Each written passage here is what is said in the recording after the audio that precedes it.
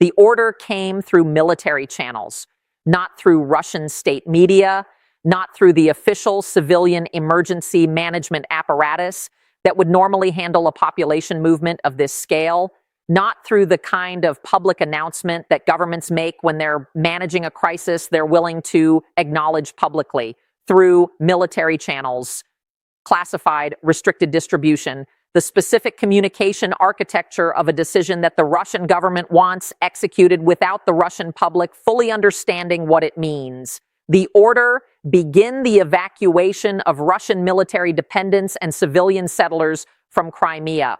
250,000 people, not the entire population of Russian-administered Crimea, not the Crimean Tatars, not the pre-2014 residents, not the people who were there before Russia took the peninsula.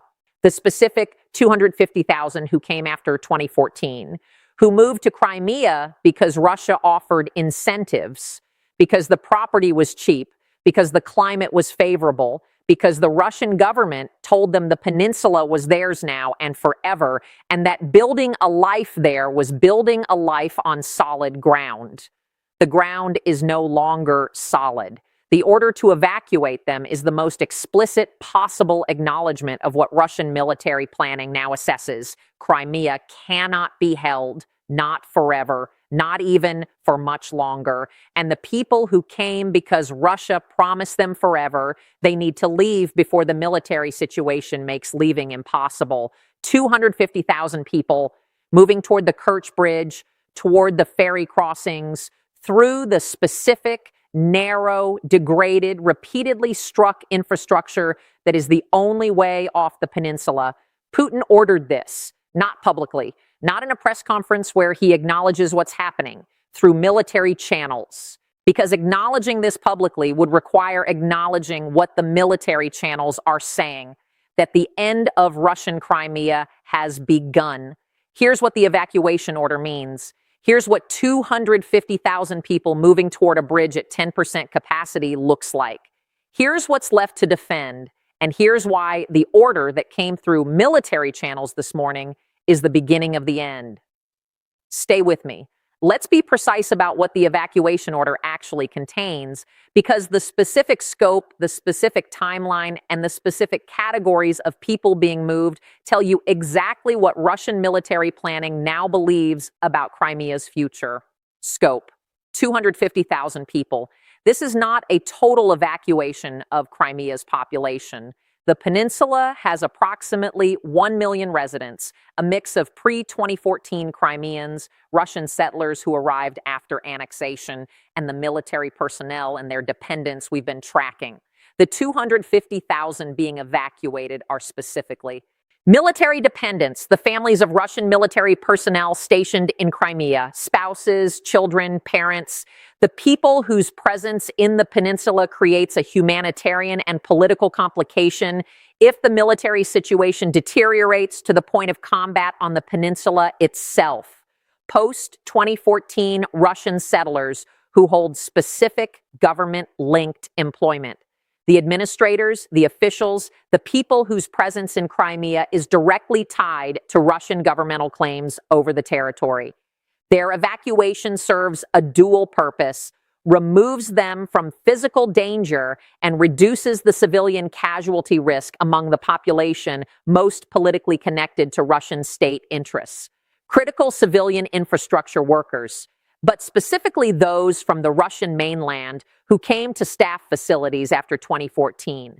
Not the local Crimean workers who had been there before. What the order does not include: the pre-2014 civilian population, the Crimeans who were there before Russia took the peninsula, the Crimean Tatars, the ethnic Ukrainians, the people whose presence predates Russian annexation. Those people are not in the evacuation order. Russia is moving its people. It is leaving the others. That specific distinction, who is being evacuated and who isn't, tells you what Russian planning believes about who bears responsibility for defending what remains. Here's the logistics problem at the center of this evacuation. 250,000 people need to leave Crimea. The routes available: the Kerch Bridge, operating at approximately 10% of its original capacity after 3 Ukrainian strikes. Road deck, restricted to light civilian vehicles with weight limits that exclude heavy trucks. Rail, suspended. Current throughput, approximately 2,000 to 3,000 civilian vehicles per day under optimal conditions. At that rate, moving 250,000 people, assuming an average of 2.5 people per vehicle, requires approximately 100,000 vehicles crossing the bridge.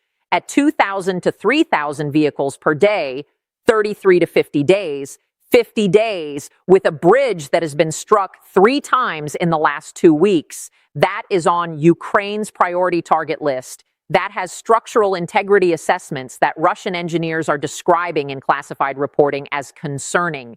50 days on a bridge that may not last 50 days.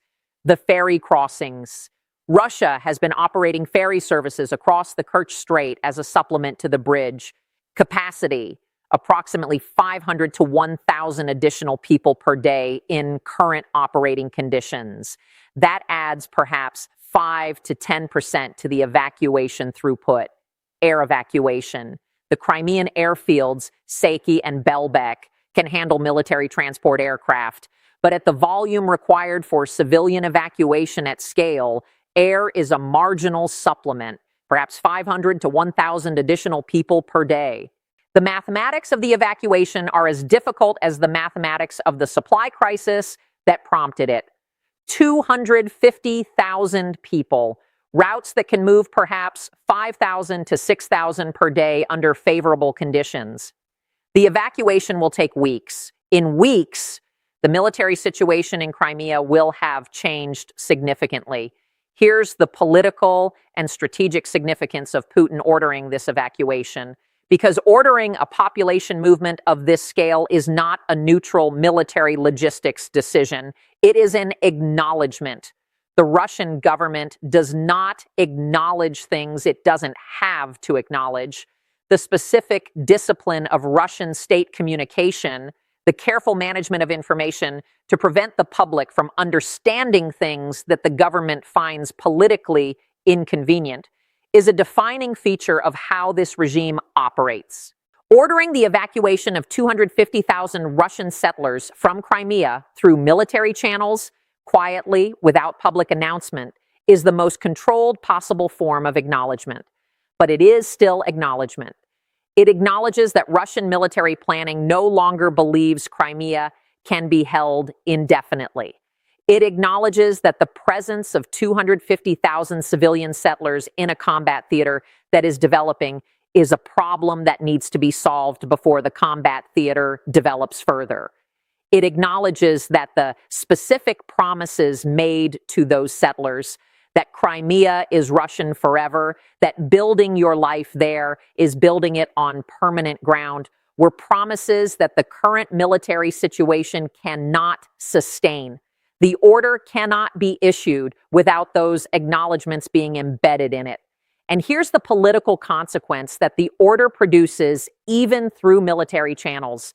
250,000 people receiving orders to leave their homes, their businesses, their lives in Crimea. Those people will talk. They have families in Russia proper, friends, networks. 250,000 people telling 250,000 stories about being evacuated from Crimea will propagate through Russian society in ways that no information management system can fully contain.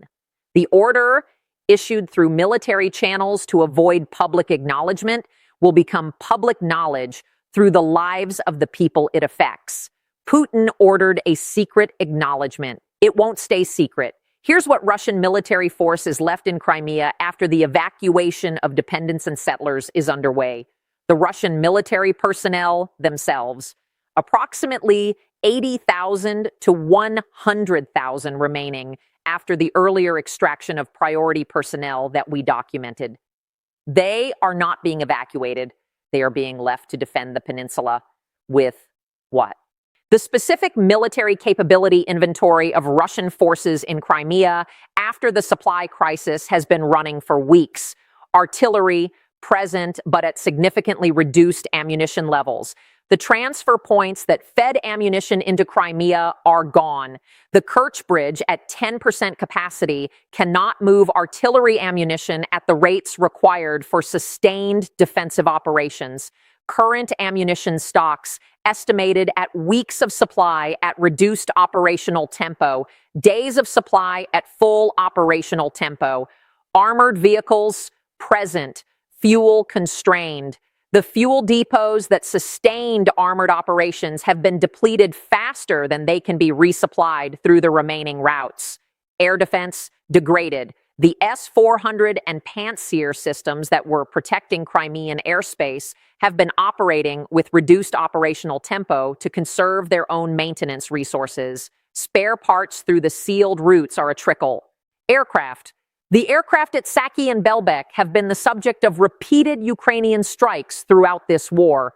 The operational availability of Russian aircraft at Crimean airfields is significantly below pre-war levels. Morale, the most critical variable and the hardest to quantify.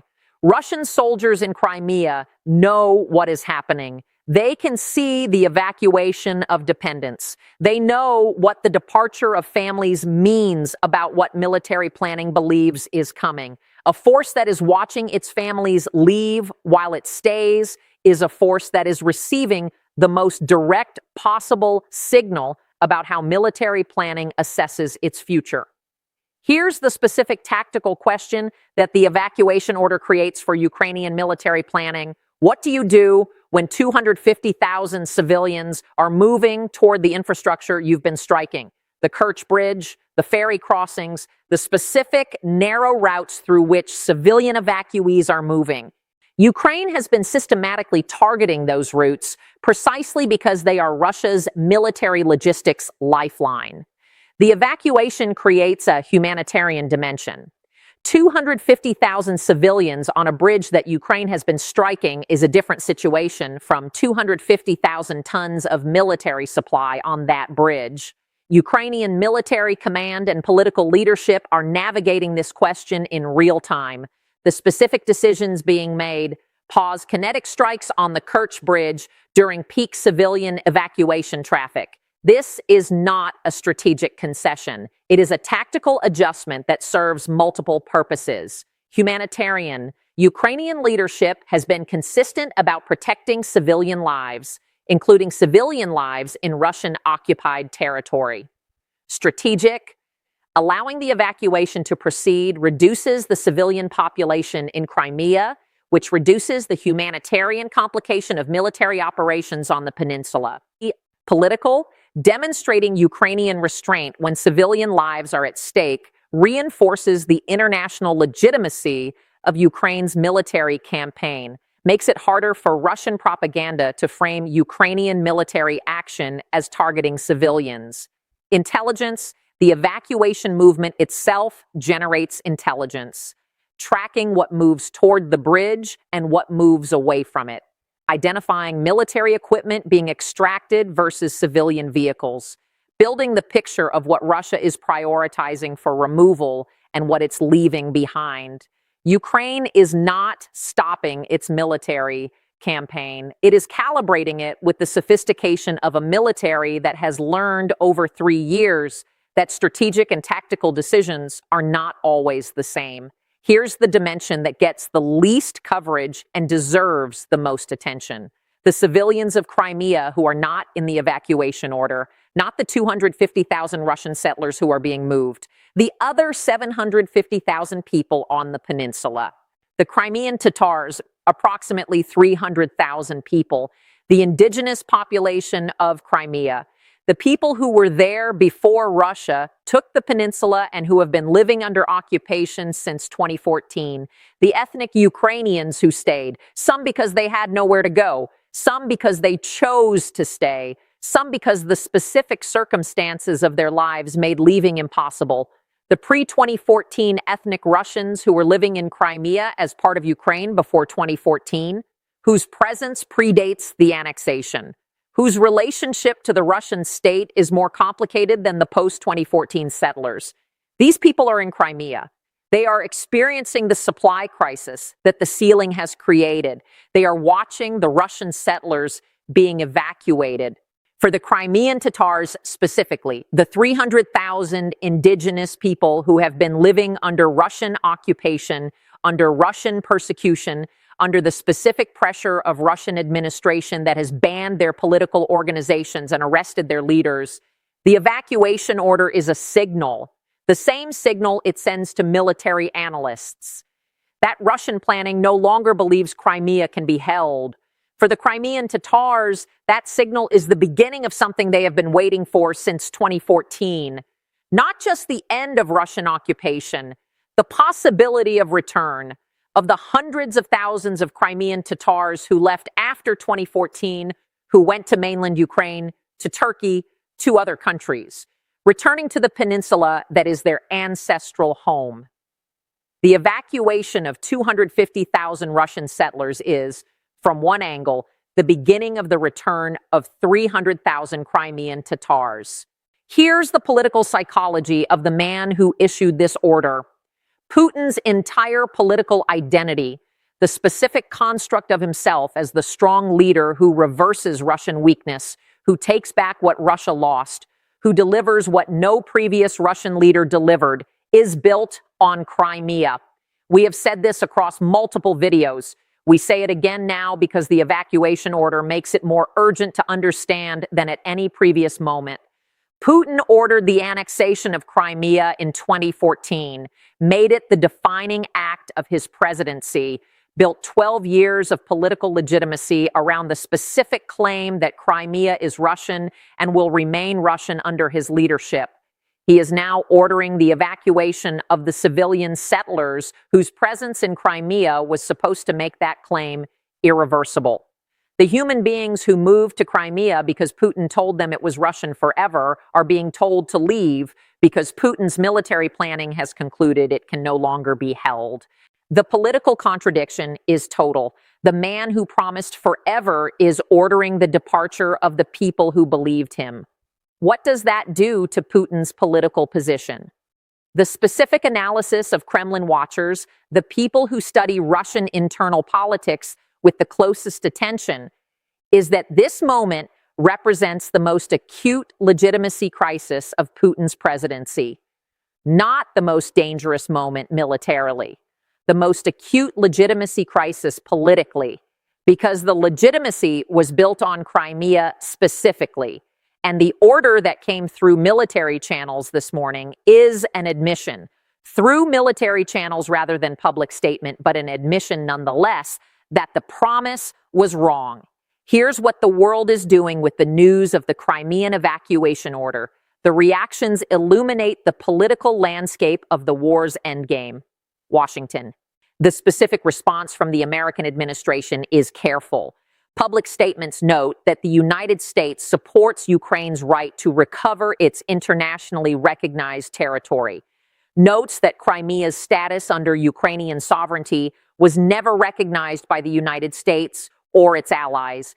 The careful language is not indifference. It is management of the nuclear signaling dimension we've been tracking throughout this confrontation. Every statement about Crimea that sounds like explicit endorsement of its military recovery triggers Russian nuclear rhetoric. Washington is managing the rhetoric while its intelligence and military support for the campaign continues.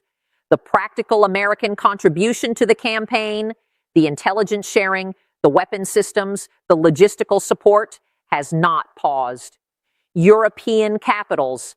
The European response is more varied. Countries with direct historical stake in the outcome, Poland, the Baltic states, Romania, are less restrained in their public response to the evacuation order.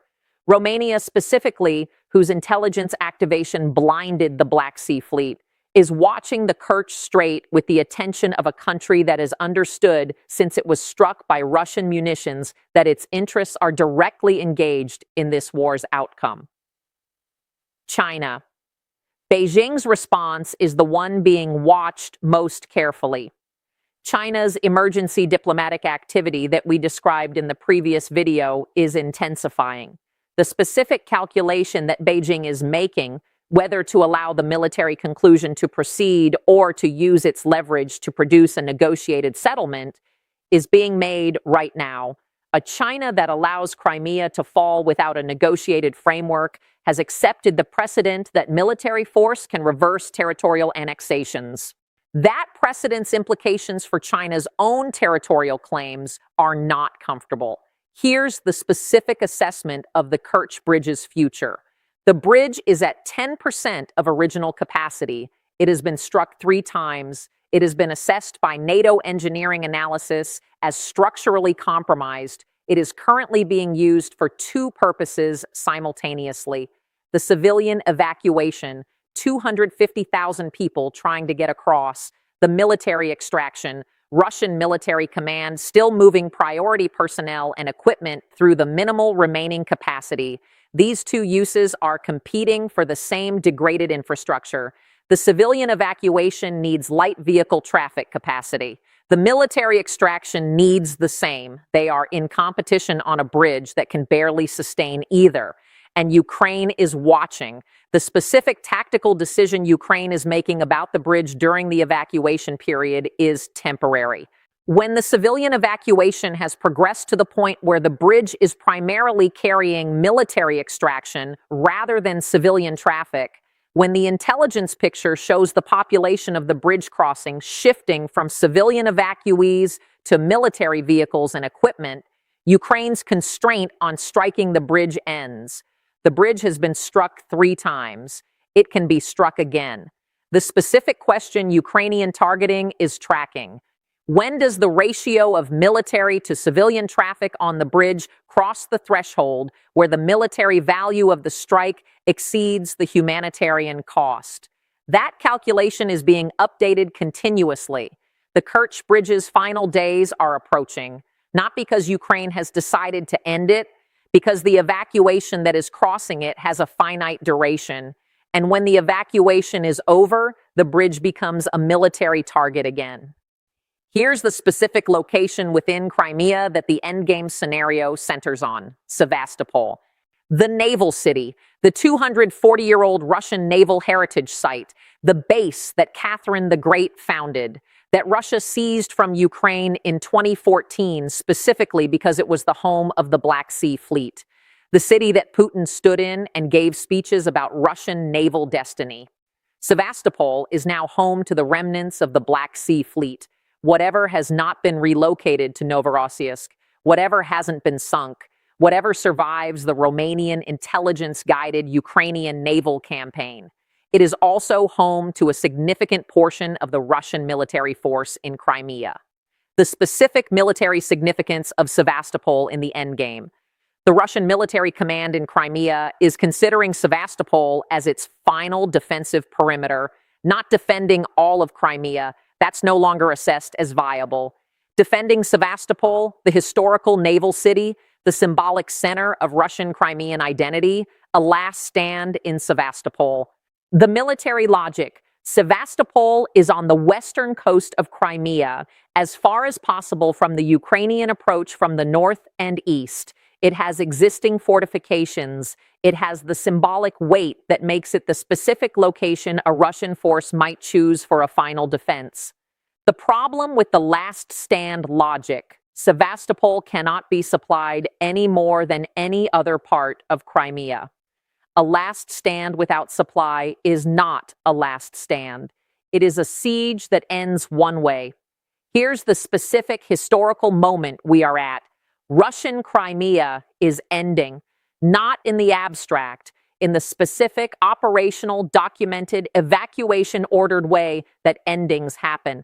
The territorial claim that Putin built his political career around, that Crimea is Russian and will remain Russian, is being refuted by the evacuation order that his own military issued. The military force that was supposed to make the claim permanent is watching its families leave. The supply system that was supposed to sustain that force is sealed. The logistics hub at Mariupol that was the supply system's engine room is under Ukrainian control. The bridge that is the last physical connection is at 10% capacity and counting civilian evacuees on a timeline that ends. Russian Crimea is ending. The specific question that remains is not whether it ends, but how it ends. Does it end through negotiated withdrawal? A framework where Russia accepts the return of Crimea to Ukrainian sovereignty in exchange for specific terms that allow it to frame the withdrawal as something other than defeat. Does it end through military collapse? The supply crisis producing the specific military failure mode we've described across multiple videos, ammunition exhausted, fuel depleted, equipment non-operational, that forces a disorderly Russian retreat?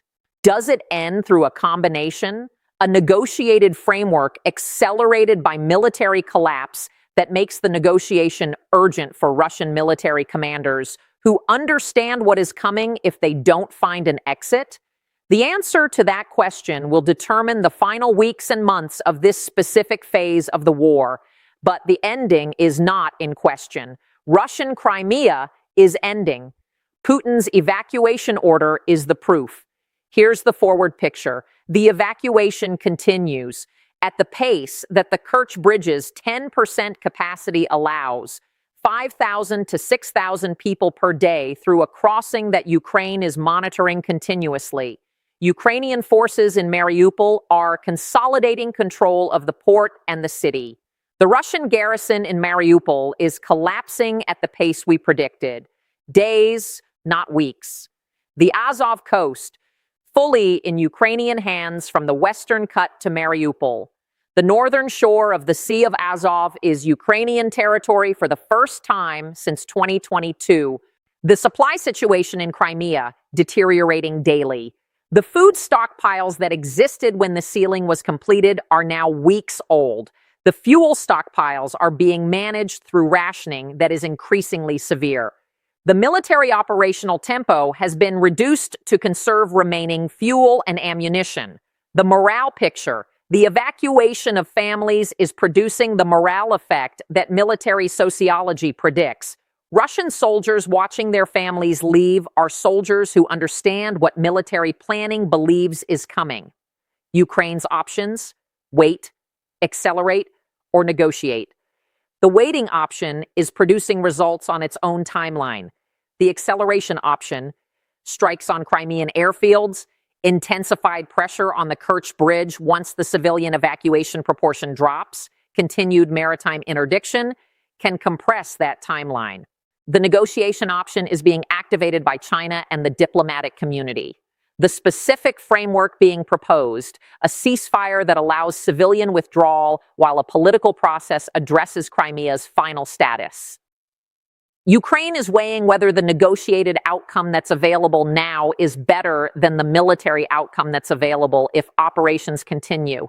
The calculus favors continuing because the military outcome that's developing produces a better negotiating position every day. Here's where we are. Putin ordered the evacuation of 250,000 Russians from Crimea through military channels, quietly, without the public announcement that would require acknowledging what the order means. But the order means what it means. Russia's military planning no longer believes Crimea can be held. 250,000 settlers, the people who moved to Crimea because Putin told them it was Russian forever, are being ordered to leave. Through a bridge at 10% capacity, at 5,000 to 6,000 people per day, on a timeline of weeks, on a bridge that Ukraine has struck 3 times and is watching continuously. The Russian military force that remains, 80,000 to 100,000 soldiers, is watching the evacuation with the specific knowledge that they are being left behind. With ammunition stocks measured in days to weeks at operational tempo, with fuel rationed, with air defense degraded, with morale reflecting the departure of their families, Sevastopol as the final defensive perimeter, a last stand in a city that cannot be supplied. The Crimean Tatars, 300,000 people who have been waiting since 2014, watching the settlers leave, beginning to believe that home is becoming possible again. Putin's promise was forever. His order says otherwise. Forever is ending. Watch the evacuation pace. Watch how many vehicles cross the Kerch Bridge per day and when the ratio shifts from civilian to military. Watch the Crimean Tatar leadership in Kiev for the statement that comes when they believe the moment has arrived. Watch Putin's domestic political situation as 250,000 returning settlers tell 250,000 stories about being evacuated from the peninsula he promised them forever. And watch Sevastopol, the city Putin stood in and promised would be Russian forever, facing the end of Russian Crimea, not forever, just 12 years.